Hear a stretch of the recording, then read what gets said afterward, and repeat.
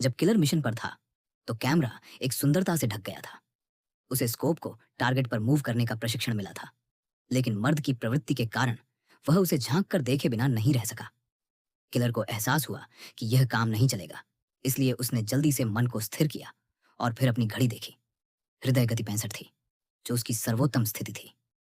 Karl ने बंदूक पकड़ी और अपना ध्यान केंद्रित किया। वह मारने के लिए तैयार था, क्योंकि उसने पहले कभी हार नहीं मानी थी।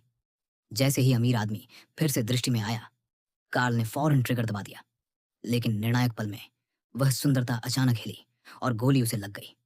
कार्ल ने जल्दी से दूसरा शॉट लेने के लिए कोर्ट की ओर भागा, लेकिन बॉडीगार्ड ने पहले ही उसकी शूटिंग पोजीशन पकड़ ली थी और जल्दी से पर्दा खींच लिया। सबसे अच्छे स्नाइपर के पास आमतौर पर सिर्फ एक मौका होता है।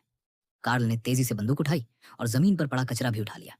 फिर हेलमेट पहना और तेजी से इमारत से नीचे उतरा। दरवाजे के सामने छोटी इलेक्ट्रिक डोंकी खड़ी थी। जब पुलिस कार आई, तब तक कार्ल गली से बाहर निकल चुका था। उसने क्लिप फेंक दी और सामान को गली के ऊपर से फेंककर पुलिस कार को छुपा दिया। फिर हेलमेट को नदी में फेंक दिया और हत्या के साधनों को साफ कर दिया। इसके बाद वह एक कन्वीनियंस स्टोर पर आया और बाथरूम जाने के समय में जल्दी से कपड़े उतारे और शरीर धोया। डिटेल पर कंट्रोल रखने वाले होने के नाते उसने अपनी दाढ़ी भी सावधानी से बनाई। जब वह बाहर निकला तो उसने खूब परफ्यूम लगाया। सब कुछ सही तरीके से किया गया था और वह साफ सुथरा और आराम से बाहर निकला। अंदर जाने से पहले उसने पिस्तौल निकाली और उस पर से फिंगरप्रिंट्स हटा दिए और चुपचाप कूड़ेदान में फेंक दी। लेकिन जब वह सिक्योरिटी चेक से गुजरा तो उसने देखा कि एक पुलिस कुत्ता उसे घूर रहा है। हालांकि कार्ल ने अपने शरीर से गंध साफ कर ली थी, फिर भी वह कुत्ते की नाक के साथ खेलने की हिम्मत नहीं कर सका। इसलिए उसने फ्लाइट छोड़ने का फैसला किया और बाथरूम में जाकर अपनी त्वचा को फिर से साफ किया। यहां तक कि उसने बेसिन के नीचे तक डिटेल्स चेक की, क्योंकि यह जीवन मृत्यु का फैसला हो सकता था। कार्ल कभी लापरवाह नहीं था। फिर उसने दूसरी फ्लाइट बुक की, लेकिन जब वह बोर्डिंग के लिए तैयार था तो बॉस का कॉल आया।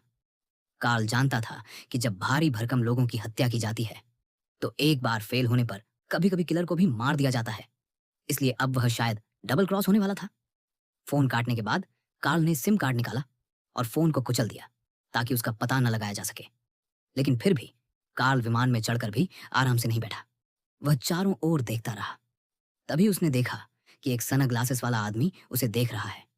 इसलिए उसने एक और नकली पहचान निकाली और मिड फ्लाइट ट्रांसफर के लिए प्रबंध किया। संयोग से सन ग्लासेस वाला आदमी भी ट्रांसफर कर रहा था और दोनों एक ही वेटिंग रूम में मिले। कार्ल को अलर्ट हो गया कि यह शख्स शायद उसका पीछा कर रहा है। कार्ल ने जोखिम नहीं उठाया और तुरंत अगली सुबह की फ्लाइट बदल ली। उसने एयरपोर्ट होटल में रुकने का फैसला किया और डिनर ऑर्डर किया। वेटर के जाने के बाद कार्ल ने सावधानी से दरवाजे के पास खड़े होकर जांच की। लेकिन कार्ल को वास्तव में भूख नहीं थी, बल्कि उसे कुछ हथियार चाहिए थे। उसने ग्लास कप को दरवाजे के हैंडल पर रखा और प्लेट को दरवाजे के पास रख दिया, ताकि जब दरवाजा खुले तो ग्लास का प्लेट पर गिरकर आवाज करे। इसके बाद उसने चाकू लिया और विपरीत कुर्सी पर बैठ गया और लाइट बंद कर दी। सौभाग्य से रात शांत रही और कुछ नहीं हुआ। कार्ल ने राहत की सांस ली और विमान में चढ़ गया। डोमिनिकन रिपब्लिक वापस पहुंचकर उसने एयरपोर्ट के बाहर खड़ी अपनी कार ली। लेकिन सड़क पर चलते हुए भी कार्ल ने आराम नहीं किया। वह लगातार रास्ते बदलता रहा और किसी भी वाहन के साथ नहीं चला, क्योंकि शिकायत की खिड़की से कभी भी बंदूक की नाल निकल सकती थी। पूरे दिन चक्कर लगाने के बाद आखिरकार कार्ल घर पहुंचा। लेकिन दरवाजे पर ही उसने देखा कि जमीन पर दो बड़े पैरों के निशान हैं और ये निशान उसकी पत्नी के जूतों के नहीं थे। पैरों के निशान के बगल में सिगरेट के ढेर सारे टुकड़े थे, जिसका मतलब था कि कोई उसके घर के दरवाजे पर घात लगाए बैठा था। यह स्टाइल चोर का नहीं, बल्कि किसी किलर का था। कार्ल को तुरंत एहसास हुआ कि कोई उसकी हत्या करने आया है। इसलिए उसने तुरंत कार से बंदूक निकाली और पेड़ की छाया में घर के अंदर भागा। लेकिन अंदर जाकर उसने देखा कि घर के आसपास की जमीन पर भी स्पष्ट पैरों के निशान थे, जिसका मतलब था कि वह आदमी घर के अंदर भी गया था। कार्ल ने पीठ घर के अंदर की ओर करके रॉक म्यूजिक बजाते हुए अंदर प्रवेश किया। पत्नी कहीं नहीं दिख रही थी। कार्ल तुरंत बेडरूम की ओर भागा। अंदर सब कुछ अस्त व्यस्त था। दीवार पर खून लगा हुआ था। कार्ल ने तुरंत अपनी पत्नी को फोन किया और पता चला कि उसकी पत्नी गंभीर रूप से घायल होकर अस्पताल में है। उनमें से दो थे। पत्नी ने कहा, वे मेरी बहन के साथ बहुत अच्छे थे। वह तुमसे प्यार करती है। मैंने रोना बंद कर दिया है। यह कोई चोरी नहीं थी। छोटे अंकल ने कार्ल को बताया कि उन दोनों ने दिल दहला देने वाला काम किया था। जब उन्होंने देखा कि उसकी बहन मरने वाली है, तो उन्होंने एक हरी टैक्सी ली और चले गए। कार्ल ने सुनकर तुरंत अपनी पत्नी को प्राइवेट हॉस्पिटल में ट्रांसफर किया और फिर घर वापस आकर खुदाई शुरू की। एक विशेष किलर होने के नाते उसने घर पर बहुत सारा इमरजेंसी उपकरण छुपा रखा था। इन चीजों के बारे में उसकी पत्नी को कुछ नहीं पता था। कार्ल ने एक टूरिस्ट का भेष बनाया और सड़क पर हरी टैक्सी ढूंढने निकला। जब उसे वह टैक्सी मिल गई, तो कार्ल ने कार से उतरने के बजाय चुपचाप उसके मालिक कंपनी का नाम याद किया। रात को जब आसपास कम लोग थे, तो उसने एक त्वरित सवाल पूछने का नाटक किया। फिर उसने अपने मोजे उतारे, बंदूक उठाई और दरवाजा खोलते ही गोली चला दी। अंत में कार्ल कंट्रोल रूम में घुसा और टैक्सी के सभी ड्राइविंग रिकॉर्ड्स ढूंढ निकाले। उसने अपने घर के पास 2 दिन पहले आई एक कार का पता लगाया। वाहन की जानकारी के आधार पर उसने कार के मालिक को ढूंढ निकाला, एक घुंघराले बालों वाला युवक।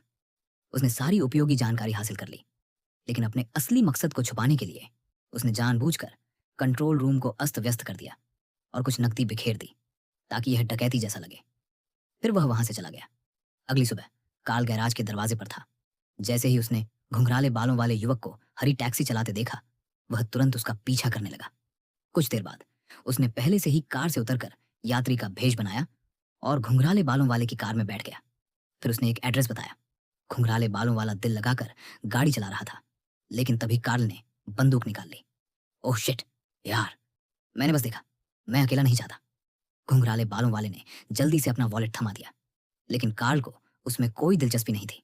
उसने उल्लेख किया कि 2 दिन पहले उसके घर के पास एक यात्री को लेकर आया था। घुंघराले बालों वाले को याद था, वह एक आदमी और एक औरत थे। आदमी नंगा था और औरत कॉटन बॉल की तरह दिखती थी। वे प्राइवेट जेट से उतरे, फिर घने जंगल में एक प्राइवेट रेजिडेंस में गए। 1 घंटे बाद बाहर आए और फिर एयरपोर्ट की ओर भागे। घुंघराले बालों वाले ने ज्यादा सवाल नहीं किए, इसलिए वह नहीं जानता था कि वे रेजिडेंस में अंदर क्या कर रहे थे। हालांकि उसने सब कुछ बता दिया, लेकिन जितना वह बोलता गया, उसकी मौत उतनी ही तेजी से नजदीक आती गई। कार्ल नहीं जानता था कि ये दोनों लोग कौन थे, लेकिन उसका बॉस जरूर जानता होगा, क्योंकि सिर्फ बॉस को ही पता था कि उसका परिवार कहाँ रहता है। अंत में कार्ल ने एक नकली आईडी कार्ड के साथ विमान में चढ़कर न्यू ऑर्लियंस का रुख किया। यहाँ उसके पास 6 गोदाम थे जो हथियारों से भरे हुए थे, 1 पिस्तौल, 2 गोलियां और एक नया पासपोर्ट। इसके बाद कार्ल ने कार्डों के एक गुच्छे में से एक चुना और कार में रख लिया। अब असली बंदूक और गोलियों को छोड़कर वह शुरू से अंत तक नकली सामान बेच रहा था। बॉस एक सुरक्षित और उन्नत अपार्टमेंट में रहता था और अंदर जाने के लिए सीसीटीवी से चेहरे की पहचान करनी पड़ती थी, तभी दरवाजा खुलता था। कार्ल को क्लीनर का भेष बनाकर अपार्टमेंट के बाहर इंतजार करना पड़ा। जल्द ही एक कुरियर वाला दरवाजा खोलकर अंदर गया। कार्ल ने तुरंत तैयार कूड़ेदान निकाला और उसके पीछे हो लिया। कुरियर वाला 4थी मंजिल पर लिफ्ट से उतरा और कार्ल भी उसके पीछे पीछे उतरा, क्योंकि बॉस 4थी मंजिल पर रहता था और वह अकेला था। जैसे ही कुरियर वाला 4थे दरवाजे को खोल रहा था, कार्ल ने गिनना शुरू किया। 70 तक गिनो, 4 दरवाजे बंद हो जाएंगे, इसलिए मुझे इस दरवाजे में घुसना होगा और मुझे 7 सेकंड में दरवाजा खुला देखना होगा। जब उसने दरवाजा खुलता देखा, तो कार्ल तेजी से वहां की ओर बढ़ा। उसने देखा कि वह आदमी बॉस का सेक्रेटरी था, लेकिन पहले सेकंड में ही जब कुरियर वाला बाहर निकला, कार्ल पहले ही ड्रैगन हेड की ओर बढ़ चुका था और पानी पीने का नाटक कर रहा था। कुरियर वाले ने ध्यान नहीं दिया और बस दरवाजा खोलकर चला गया। आपको सबसे सटीक टारगेट ढूंढना होगा, बस इतना ही। कार्ल ने बाहर कूड़ेदान फेंका और सिर्फ बंदूक और टूल केस लेकर अंदर घुस गया। सेक्रेटरी कार्ल को देखकर बहुत डर गया, लेकिन कार्ल का लक्ष्य वह नहीं था। तुम एक बूढ़े काले आदमी को ढूंढ रहे हो? कार्ल ने टाई रस्सी निकाली और सेक्रेटरी को कुर्सी पर बांध दिया। फिर उसने खुद को बाथरूम में बांध लिया, लेकिन दरवाजा बंद करते समय उसने जानबूझकर एक गैप छोड़ दिया ताकि वह सेक्रेटरी की हरकत पर नजर रख सके। वह काला आदमी दिखने में वकील लगता था, लेकिन असल में वह सभी तरह की हत्याओं का बॉस था। कार्ल की पत्नी को अस्पताल में भर्ती कराने वाला हमला इसलिए हुआ था क्योंकि किसी ने उसे ऑर्डर दिया था। दरअसल 2 दिन पहले ही कार्ल एक अमीर आदमी की हत्या करने में विफल रहा था, इसलिए कस्टमर ने दोबारा ऑर्डर दिया ताकि कार्ल को चेतावनी मिले और अगली बार वह थोड़ा दिल लगाकर काम करे। कार्ल जानना चाहता था कि कस्टमर कौन था, लेकिन बूढ़े काले आदमी ने कॉन्ट्रैक्ट की भावना का हवाला देते हुए कुछ भी बताने से इनकार कर दिया। बिना कुछ कहे कार्ल ने एयर गन निकाली और छुआ-छुआ करते हुए उसके कंप्यूटर और फोन में स्टील की कीलें ठोंक दी। बूढ़े काले आदमी ने देखा और कहा, कस्टमर की जानकारी कंप्यूटर में है, अब मैं वाकई नहीं ढूंढ सकता। 3 स्टील की कीलें छाती में ठोंक दी गईं। अगर 6 मिनट में उन्हें नहीं निकाला गया तो वह सांस न ले पाने से मर जाएगा। लेकिन बूढ़े काले आदमी ने कहा, अगर कीलों से मार भी दिया जाए तो भी मैं कस्टमर को नहीं बेचूंगा। 3 मिनट बाद बूढ़े काले आदमी ने दर्द से जमीन पर गिरकर तड़पना शुरू कर दिया। कार्ल ने जल्दी से एक अखबार निकाला और सावधानी से उसे बूढ़े काले आदमी के शरीर के नीचे रख दिया ताकि खून जमीन पर न गिरे। लेकिन उम्मीद के विपरीत चुपचाप धूम्रपान कर रहा बूढ़ा काले आदमी 6 मिनट भी नहीं टिक पाया और दिल का दौरा पड़ने से मर गया। कार्ल घबराया नहीं। उसने बाहर रखे कूड़ेदान को अंदर धकेला और बूढ़े काले आदमी को उसमें डाल दिया। उसने पूरा सीन साफ किया और फिर बाथरूम का दरवाजा खोला। सेक्रेटरी पहले ही नरम पड़ चुका था और उससे जान की भीख मांग रहा था। लेकिन मुझे वादा करो कि तुम चीजों को गलत तरीके से नहीं छोड़ोगे। कार्ल ने सेक्रेटरी को छोड़ दिया और उसके साथ शव को लिफ्ट में धकेल दिया। लेकिन उसी पल लिफ्ट में 2 और लोग घुस गए। सेक्रेटरी ने मदद मांगने की हिम्मत नहीं की क्योंकि वह जानता था कि कार्ल कितना खूनी था। अगर वह जरा सा भी हिला तो उसकी खैर नहीं। सेक्रेटरी ने कार्ल को वापस उसके घर ले जाकर एक हत्या का ऑर्डर दिखाया।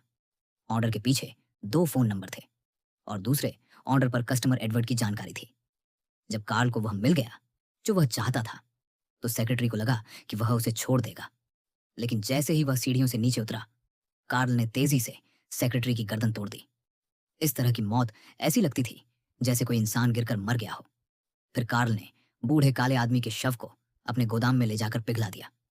एक 140 पाउंड के बूढ़े काले आदमी को 10 पाउंड के सिरके के ड्रम में डाल दिया गया। अंत में समुद्र में वापस जाते हुए कार्ल ने कार को अच्छी तरह से धोया और फिर नंबर प्लेट बदलकर ब्याओ गे की तलाश में निकल पड़ा। दूसरों का शिकार बनने की बजाय वह शिकारी बनने के लिए ज्यादा मुफीद था। गंतव्य पर पहुंचकर कार्ल ने नकली पहचान से एक कार किराए पर ली और फिर ब्याओगे के घर पर निशाना लगाने पहुंचा। जब उसने देखा कि ब्याओगे ने एक बड़ी भेड़िया कुत्ते को पाल रखा है तो उसने स्टेक, स्लीपिंग पिल्स और माल्ट वाइन खरीदी। रात को कार्ल ब्याओगे के घर के पास छिपकर कुत्ते के पास पहुंचा। कुत्ते ने तुरंत उसे देख लिया और भौंकने लगा। लेकिन कार्ल ने माल्ट वाइन और स्लीपिंग पिल्स से भीगा हुआ स्टेक उसे दिया। कुत्ते ने उसकी ओर ध्यान नहीं दिया और फिर कार्ल ने सामने के दरवाजे से घुसपैठ की। जब उसने देखा कि कुत्ता सो गया है तो कार्ल को थोड़ा राहत मिली। लेकिन जैसे ही वह कमरे में घुसा, ब्याओगे ने हमला कर दिया। मेरा सावधान, पकड़े जाने जितनी जल्दबाजी नहीं थी। ब्याओगे की मुक्केबाजी 4 हिट और 8 वार से साफ थी कि वह एक पेशेवर लड़ाका था। इसलिए कार्ल ने बिस्तर के पास रखा आयरन हुक उठाया और ब्याओगे के मांस में घुसा दिया। लेकिन यह भी एक हट्टी आदमी था जिसने दर्द में भी बंदूक तक पहुंचने की कोशिश की। कार्ल इस आग को झेल नहीं पाया और पिछले कमरे में भाग गया। उसने बिस्तर के नीचे बंदूक ढूंढ निकाली जबकि दूसरा आदमी दरवाजे तक पहुंच चुका था। लेकिन अगले ही पल कार्ल ने ब्याओगे को सफलतापूर्वक मार दिया। लेकिन गोली की आवाज से सोया हुआ कुत्ता भी जाग गया। कुत्ते को एहसास हुआ कि वह लालच में आकर अपनी नौकरी गंवा चुका है। वह जिम्मेदारी के साथ कमरे में घुसा और मृत मालिक को देखकर कार्ल की ओर दौड़ा। पहली नजर में लगा कि कुत्ता उसे काटने वाला है, लेकिन कार्ल चालाकी से बाहर कूद गया। फिर उसने मशाल जलाई और घर की ओर फेंक दी। हालांकि कुत्ता एक गवाह था, लेकिन कार्ल को यकीन था कि वह एक शब्द भी नहीं बोलेगा। कार्ल ने एयरपोर्ट के बाथरूम में खुद को साफ किया और कॉटन बॉल को मारने के लिए तैयार हो गया। लक्ष्य को लॉक करने के बाद वह उसका पीछा करते हुए चल पड़ा। जब उसने देखा कि वह एक वेस्टर्न रेस्टोरेंट में डेट पर गया है तो कार्ल बेधड़क अंदर चला गया, क्योंकि एक औरत की हत्या में पहला संदिग्ध उसका पति या बॉयफ्रेंड ही होता है। इसलिए जब कॉटन बॉल की बहन का बॉयफ्रेंड बाथरूम गया तो कार्ल ने बिना किसी डर के उसकी जगह ले ली और तेजी से बंदूक निकाल ली। कॉटन बॉल की बहन को तुरंत एहसास हो गया कि आज रात उसकी मौत तय है। उसने आखिरी डिनर की मांग की और कार्ल में अभी भी वह इंसानियत बाकी थी। लेकिन फिर कॉटन बॉल की बहन ने एक वॉक की मांग की, जीवन के आखिरी कुछ कदमों तक एक रोमांटिक वॉक। कार्ल ने अचानक गोली चला दी। वह एक सीधा सादा किलर था, कोई भावनाएं नहीं। तेजी से काम करना उसकी शैली थी। तेज हाथ हर तरह की जिंदगी को गले लगा लेते हैं। कृपया मेरे चैनल को लाइक और सब्सक्राइब करें। धन्यवाद।